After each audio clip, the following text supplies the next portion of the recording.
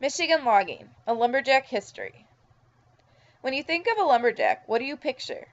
A tall, burly man with a beard, flannel shirt, hat, and axe? The term lumberjack usually refers to men who used hand tools to harvest timber many years ago before things like the electric chainsaw were invented. Near the mid-19th century, lumberjacks were people who cut trees for lumber to make furniture, houses, railroad tracks, and other things, or pulpwood, which was used to make paper. White pine was typically most sought after because it made great lumber and would easily float down rivers for transportation.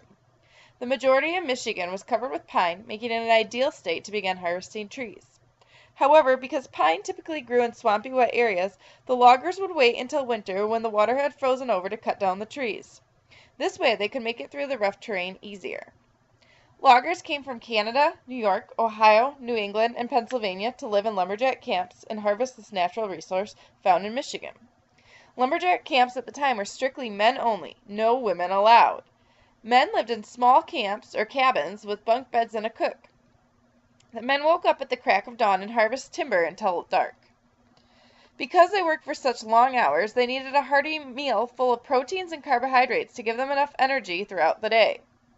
This is where their camp cook would make them a hearty breakfast, usually consisting of pancakes, bacon, sausage, and eggs, along with milk or juice. Today, many restaurants still offer a lumberjack breakfast consisting of many of the same food items.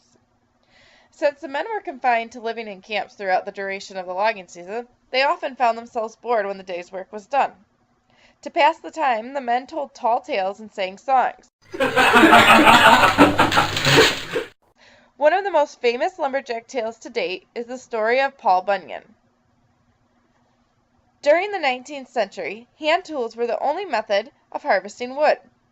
Men used hand axes to chop trees, hand saws, and log marks to brand their company's mark onto the harvest wood. Without a mark on the wood, no one would know who it belonged to. Once the logs had been cut and branded, they would be piled high near the edges of the river banks. When spring arrived and the river was overflowing with melted snow, the loggers would load the logs into the river and let them float downstream to the lumber mills. Mills would be specifically built near the mouths of the river for this purpose.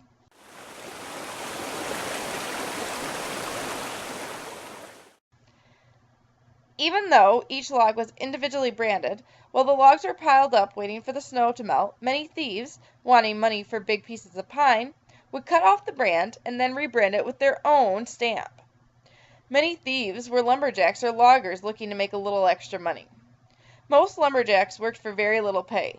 They made only $20 to $26 per month. Their room and board was free. By the end of the 19th century, many ethnic groups had taken over the lumber camps in Michigan. The population was skyrocketing and now full of a hefty group of Scandinavians. By 1897, over 160 billion board feet in Michigan had been logged. All that was left was stumps. Farmers and settlers came in and took over this abandoned land. In addition to the deforestation from logging, a wave of forest fires swept Michigan and left many forests completely bare. Yet timber was still in high demand. Miners in the Upper Peninsula needed timber, and auto workers in the Lower Peninsula needed timber. This led lumberjacks to finding new forests and cutting down those trees as well. In the 1900s, Michigan citizens started to look around and were shocked. Where had all their forests gone?